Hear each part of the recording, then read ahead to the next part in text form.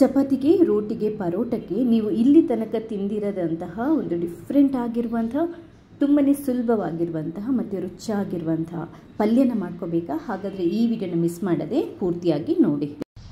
Hello, ನಮಸ್ಕಾರ ಎಲ್ರಿಗೂ, ಹೇಗಿದ್ದೀರಲ್ಲ? ತುಂಬ ಸರಿ ಏನಾಗುತ್ತೆ, ನಾವು ಬೆಳಗ್ಗೆ ಎದ್ದು ಚಪಾತಿ, ರೋಟಿ ಅಥವಾ ಪರೋಟ ಏನಾದರೂ ಮಾಡಿದರೆ ಅದಕ್ಕೆ ಪಲ್ಯ ಏನು ಮಾಡಬೇಕು ಅಂತ ನಮ್ಗೆ ಗೊತ್ತಾಗಲ್ಲ. ಅದೇ ಪಲ್ಯ ಅಥವಾ ಅದೇ ಸಾಗನ ದಿನ ಮಾಡ್ತಾ ಇರ್ತೀವಿ. ಡಿಫ್ರೆಂಟಾಗಿ ಏನಾದರೂ ಚಪಾತಿಗೆ ಪಲ್ಯ ಮಾಡಬೇಕು, ಅದು ತುಂಬ ಸುಲಭ ಇರಬೇಕು ಮತ್ತು ತುಂಬ ರುಚಿಯಾಗಿರಬೇಕು ಅಂತ ನೀವೇನಾದರೂ ಅಂದ್ಕೊಂಡಿದ್ರೆ ಇದಕ್ಕಿಂತ ಬೆಸ್ಟ್ ರೆಸಿಪಿ ನಿಮಗೆ ಬೇರೆ ಸಿಗಲಿಕ್ಕಿಲ್ಲ. ಈ ಪಲ್ಯ ಮಾಡೋದಕ್ಕೆ ನಮಗೆ ಸಾಂಬಾರು ಪುಡಿ ಆಗಲಿ, ಪಲ್ಯದ ಪುಡಿ ಆಗಲಿ ಏನೂ ಬೇಡ, ತುಂಬಾ ಸುಲಭವಾಗಿ ಮಾಡ್ಬೋದು. ಕೆಲವೊಂದು ಸರಿ ನೀವು ಹೋಟೆಲ್ಗಳಲ್ಲಿ ಈ ಥರ ರುಚಿಯಾಗಿರುವಂಥ ಪಲ್ಯ ಅಥವಾ ಸಾಗು ಚಪಾತಿ ಜೊತೆ ತಿಂದಿರ್ತೀರಾ. ಇನ್ನೊಂದು ಏನು ಅಂತಂದರೆ ತುಂಬ ಸಿಂಪಲ್ ಸ್ಟೆಪ್ಸಲ್ಲಿ ಇದನ್ನ ಮಾಡಿ ಮುಗಿಸ್ಬೋದು. ಜಸ್ಟ್ ನಮಗೆ 5 ನಿಮಿಷ ಕೂಡ ಬೇಡ. ವಿಡಿಯೋನ ಪೂರ್ತಿಯಾಗಿ ನೋಡಿ. ಈ ರುಚಿಯಾಗಿರುವಂಥ ಪಲ್ಯನ ಒಂದ್ಸರಿ ಅದು ಟ್ರೈ ಮಾಡಿ. ಇದು ಚಪಾತಿಗೆ, ರೋಟಿಗೆ, ಪರೋಟಕ್ಕೆ ನಿಮಗೆ ತುಂಬ ತುಂಬ ಬೆಸ್ಟ್ ಇರುತ್ತೆ. ಟ್ರೈ ಮಾಡಿ. ನನಗೆ ನಿಮ್ಮ ಫೀಡ್ಬ್ಯಾಕನ್ನು ಕೂಡ ಕೊಡಲಿಕ್ಕೆ ಮರಿಬೇಡಿ. ಹಾಗೆಯೇ ಫಸ್ಟ್ ಟೈಮ್ ನೀವೇನಾದರೂ ನನ್ನ ಚಾನಲ್ನ ನೋಡ್ತಾ ಇದ್ದರೆ ದಯವಿಟ್ಟು ಸಬ್ಸ್ಕ್ರೈಬ್ ಆಗಿ. ಯಾಕಂತಂದರೆ ನೀವು ಸಬ್ಸ್ಕ್ರೈಬ್ ಆದರೆ ನಾನು ನೆಕ್ಸ್ಟ್ ಹಾಕುವಂಥ ಎಲ್ಲ ವೀಡಿಯೋಗಳನ್ನೇ ಮಿಸ್ ಮಾಡದೆ ನೋಡ್ಕೋಬೋದು. ಥ್ಯಾಂಕ್ಸ್ ಎಲ್ರಿಗೂ. ನೋಡಿ, ಈ ಪಲ್ಯನ ಮಾಡೋದಕ್ಕೆ ನಮಗೆ ಒಂದು ಸ್ವಲ್ಪ ನೆನೆ ಹಾಕಿರುವಂಥ ಬಟಾಣಿ ಬೇಕಾಗುತ್ತೆ. ನಾನು ರಾತ್ರಿನೇ ನೆನೆ ಹಾಕಿ ಇಟ್ಟಿದ್ದೆ. ಪಲ್ಯ ಮಾಡೋಕ್ಕಿಂತ ಮುಂಚೆ ಒಂದು 4 ರಿಂದ 6 ಗಂಟೆ ಮೊದಲು ನೀವು ಬಟಾಣಿನ ನೆನೆ ಹಾಕಿಟ್ರೆ ತುಂಬ ಒಳ್ಳೆಯದು. ಅಂದರೆ ಅದು ತುಂಬ ಚೆನ್ನಾಗಿ ಬೇಯುತ್ತೆ. ಇನ್ನೊಂದು ಏನು ಅಂತಂದರೆ, ಒಂದು ವೇಳೆ ನಿಮ್ಮ ಹತ್ರ ಒಣ ಬಟಾಣಿ ಇಲ್ಲ ಅಂತಂದರೆ ಹಸಿ ಬಟಾಣಿ ಎಲ್ಲೂ ಬೇಕಾದರೂ ಮಾಡ್ಬೋದು, ಏನೂ ತೊಂದರೆ ಇಲ್ಲ.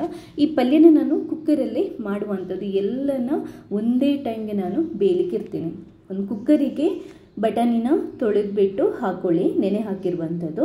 ಅದಕ್ಕೆ 1-2 ಆಲೂಗಡ್ಡೆ ಪೊಟ್ಯಾಟೊನ ಕಟ್ ಮಾಡ್ಕೊಂಡು ಹಾಕೊತಾ ಇದ್ದೇನೆ. ಹಾಗೆಯೇ 1 ಟೊಮೆಟೊನ ಕಟ್ ಮಾಡ್ಕೊಂಡು ಹಾಕೊತಾ ಇದ್ದೇನೆ.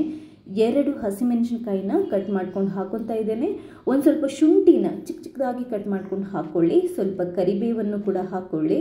ಒಂದು ಸ್ವಲ್ಪ ಹುಣಸೆ ಹಣ್ಣಿನ ಪೇಸ್ಟನ್ನು ಹಾಕೊತಾ ಇದ್ದೇನೆ. ಸ್ವಲ್ಪ ಜೀರಿಗೆ, ಒಂದು ಸ್ವಲ್ಪ ಅರಶಿನ ಪುಡಿಯನ್ನು ಕೂಡ ಹಾಕೊತಾ ಇದ್ದೇನೆ. ಹಾಗೆಯೇ ಒಂದು ಅರ್ಧ ಚಮಚದಷ್ಟು ಉಪ್ಪನ್ನು ಹಾಕೊತಾ ಇದ್ದೇನೆ.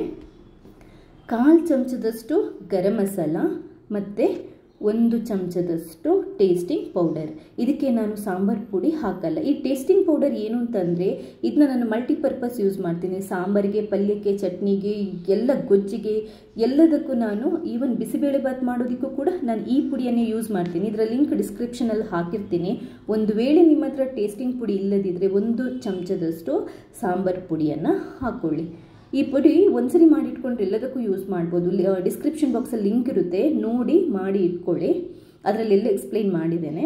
ಅದಾದ ನಂತರ ಏನು ಮಾಡಿ ಅಂತಂದರೆ, ಇದು ಬೇಯಲಿಕ್ಕೆ ಎಷ್ಟು ನೀರು ಬೇಕು ಅಷ್ಟು ನೀರನ್ನು ಹಾಕ್ಕೊಳ್ಳಿ. ನಾನು ಒಂದು ಮರ್ತೆ ಆವಾಗ ಹಾಕೋದಕ್ಕೆ ನಾನು ಒಂದು ಅರ್ಧದಷ್ಟು ಈರುಳ್ಳಿ ಕೂಡ ಬೇಯಲಿಕ್ಕೆ ಇಡೋಕ್ಕಿಂತ ಮುಂಚೆನೇ ಕಟ್ ಮಾಡ್ಕೊಂಡು ಹಾಕೊತಾ ಇದ್ದೇನೆ. ಸೊ ಎಲ್ಲದನ್ನು ಕ್ಲೀನಾಗಿ ಮಿಕ್ಸ್ ಮಾಡಿಕೊಂಡು ಕುಕ್ಕರ್ ಲಿಡ್ ಇರುತ್ತಲ್ವ ಅದನ್ನ ಕ್ಲೋಸ್ ಮಾಡಿ ಒಂದು 3 ರಿಂದ 4 ವಿಷಲ್ ಹಾಕಿಸ್ಬೇಕು. ಯಾಕಂತಂದರೆ ಇದು ತುಂಬ ಸ್ಮ್ಯಾಶ್ ಮಾಡಲಿಕ್ಕಿರುತ್ತೆ ನಾವು ಆಮೇಲೆ, ಅದರಿಂದ ಚೆನ್ನಾಗಿ ಬೇಯಬೇಕು.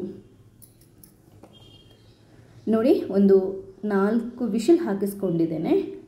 ಅಷ್ಟೊತ್ತಿಗೆ ಏನು ಅಂತಂದರೆ, ನಾನೊಂದು ಒಗ್ಗರಣೆನ ರೆಡಿ ಮಾಡ್ಕೊಂಡು ಇಟ್ಕೊಂಡಿದ್ದೇನೆ. ಅಂದರೆ 4 ವಿಷಲ್ ಆಗಿದೆ, ಸ್ಟವನ್ನು ಬಂದ್ ಮಾಡಿ ಇಟ್ಟಿದ್ದೇನೆ. ಈಗ ಒಂದು ಒಗ್ಗರಣೆನ ರೆಡಿ ಮಾಡ್ಕೊತಾ ಇದ್ದೇನೆ. ಒಗ್ಗರಣೆಗೆ ಕೂಡ ಅಷ್ಟೇ, ನಾನು ಬರೀ ಸಾಸಿವೆ, ಒಂದು ಸ್ವಲ್ಪ ಉದ್ದಿನಬೇಳೆ, ಆಮೇಲೆ ಒಂಚೂರು ಇಂಗು ಇಷ್ಟೇ ಹಾಕೊಳ್ಳುವಂಥದ್ದು.